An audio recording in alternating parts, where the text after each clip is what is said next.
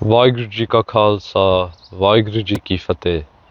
It was a few years back now that I started gym, and I was about 13 years old, and I started to absolutely obsess over it. Gym basically became my life, right? And it was not because I wanted to build an amazing next level physique like Ronnie Coleman or something. It was simply because I had nothing to my life. I had nothing fun going for my life. The only thing I do in my life is one, go out with friends and family, and two, play video games. Those were like the only two things apart from gym that I did.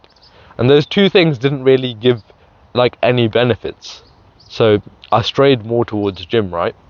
And I just started obsessing over gym because it was the only thing I had in life. And gym became the center of my life. All that I do is think about gym, how to bulk, how to get more muscle, what to do, what's the best machine to do for chest, blah blah blah, etc. Right?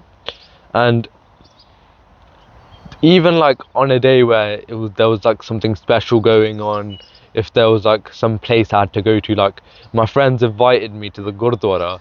I remember a few years back now, and it was Guru Nanak Dev Ji's Prakash Purab. So basically that means that it was when Guru Nanak Dev Ji was brought into this world, right? And I basically said, nah, I don't want to come. I have to get gym and can't skip a day. Never skip a day, right? And so all that I was doing was focusing on gym. I was sacrificing everything else. But now after a few years, I realize how important it is to not focus on something so small and be one-dimensional. And now don't get me wrong, right? Gym was amazing. It was a beautiful start to this journey, yeah, of finding myself, of finding who I was, right? Finding my purpose and why I was here. And without it, I would probably not even be here recording YouTube videos, even getting into sikhi, right? But if I carried on just focusing on gym and obsessing over gym, over this one thing, right, I would not be here where I am today. And that leads on to my point, where you can't be one-dimensional in life. You can't focus on one thing. And now you might be saying that, well, you're focusing on sikhi, you're focusing on one thing, you're pouring your life into sikhi. Isn't that one-dimensional? Well, that's completely wrong, because sikhi is not like a small specific topic. Sikhi covers all areas of life, right? To be a Sikh, it means to be a Sant Sipahi, a saintly soldier, right? A master in the spiritual realm and the physical realm. And it's just like a bird, right? A bird needs two wings to fly. If it has one wing, it's not going to get anywhere. It can't fly. It will just be flapping aimlessly on the floor, and it will just be going in circles, right? So you need these two wings to fly, to get to Sajkhand, to get to Maharaj, right? To be a saint, to focus on Gurbani, to focus on connecting with that one, but also to be a soldier, protect people, work for righteousness, fight for righteousness, right? And the Gurus were an example of this. Sri Guru Gobind Singh Ji Maharaj, yeah, they were always connected with that one, always. Even in the time of Jang, yeah, the time of war, they asked their Gursikhs to do Kirtan. Even at such a stressful time, where they've sent out their own Gursikhs, yeah, that are getting killed in front of them, yeah, they still do their Nityanim, they still do their Kirtan, they're still doing that Kirat of God, they're still praising God. They're still living in that hukum, that will of that one, right? But they were also a master in Shastra Vidya. They were a master in the arts, the art of weapons. They had the ability to articulate weapons, so themselves alone, could kill thousands. Probably even more, yeah. But they had the fitness, the physique, yeah, that we don't see a lot nowadays. A physique that's fast, that's usable, yeah, that's quick in combat. They were actually so strong. Apparently, from many sites, yeah, you can see that it's told that Guru Gobind Singh Ji actually had a bow and arrow, so a bow that took 225 kg to pull back. And that arrow could go through so many people. And not only that, they were one of the greatest leaders to ever live. And they fought in one of the greatest battles to ever happen. And that was in Chumkor di Gari. And that was 1.9 million Mughals versus only 50 Sikh. Only 50 versus 1.9 million. And they still got away. They still survived and they killed thousands, tens of thousands. That was the power of them. But they were also a great author. They wrote Shri Guru Dasam Granth Sahib Ji. Yeah? And they knew 12 different languages themselves. And they were a master of the instrument, famously known as the master of the taus. Yeah? It's a stringed instrument which you can play kirtan on, basically. And there's so much more. There's definitely so much more. But I couldn't end it. I couldn't end there. I couldn't talk about them because it's endless. I'd have to probably go my whole life just talking about their beauty, right? And as the Khalsa, we've been given this hukum, yeah, that we need to take on their saroop, that we need to become like Maharaj, right? And yeah, we can never become like Maharaj. Not even a fraction of Maharaj we can become like. But it is the hukum of Guru Gobind Singh Ji as the Khalsa to take on their roop, right?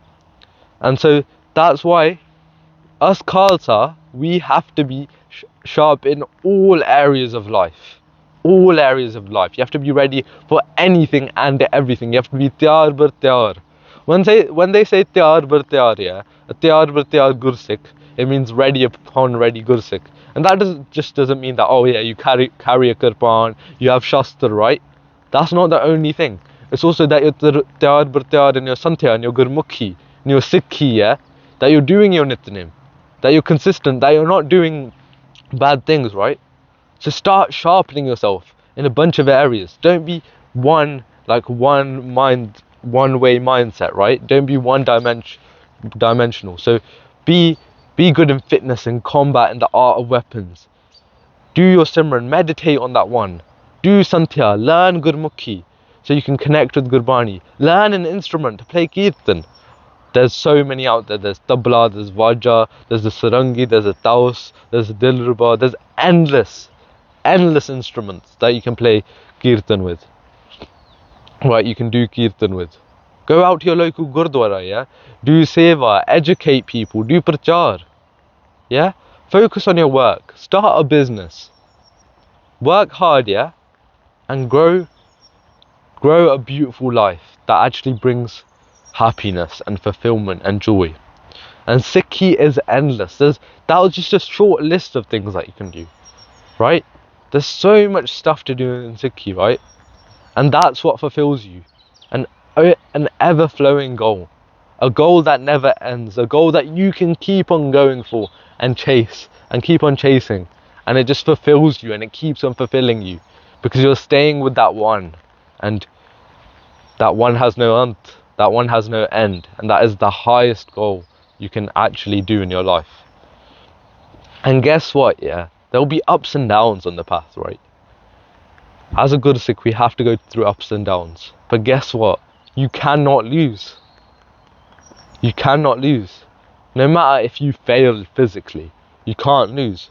Because if we die serving the Pant, we go to Maharaj.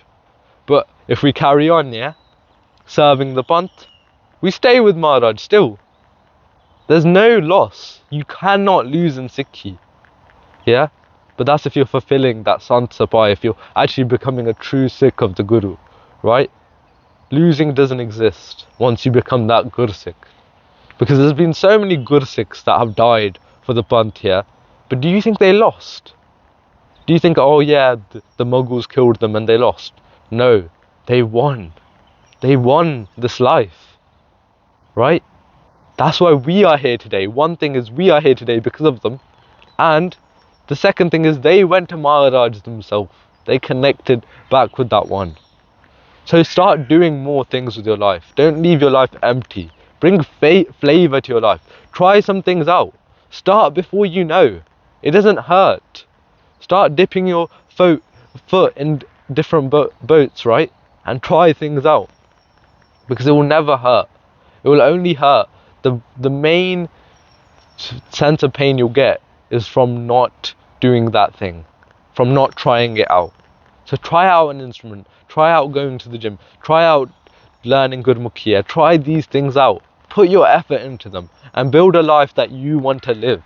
Build a life of flavor, right? And one last point before I leave, yeah, is that don't put your foot in two different boats, because you'll end up drowning. And what that means is, don't put your foot into Sikhi and then do something else that Sikhi doesn't agree with, right? Put your foot in, just submerge yourself into that ocean of Sikhi, right? And just focus on that. Go in one direction, because if you go in two directions, it will just counter what you're doing already, and you will just go into a wall. You won't get anywhere. So obviously, do something that helps your Sikhi, right? Do something that will push you in Sikhi. Don't just go do something opposite. Like, I've told you to be multi-dimensional, but be multi-dimensional in the way that all the dimensions will help you go into that one straight path, right? Don't do something that will counteract itself and then drive you insane, and then you just ruin your whole life. So that's all I have for today's video. If you want me to help keep me running this channel, then I've got a donation link in the top link in the description below. I've also got a Khalsa Brotherhood in the second link in the description below, where you can meet people just like me, you, that are on this path, yeah, that are starting new things out, trying new things out, and they're going to be the pinnacle. They're going to get to that one, right? They're going to reach that pinnacle of human life. Tomorrow is not a promise, so do what you can today. Start something new today, research something new today, and start it tomorrow, or start it whenever you need to. That's all I have today. Waheguru Ji Ka Khalsa, Waheguru Ji Ki Fateh. Forgive me for all the mistakes made in this video. I'll see you in the next one.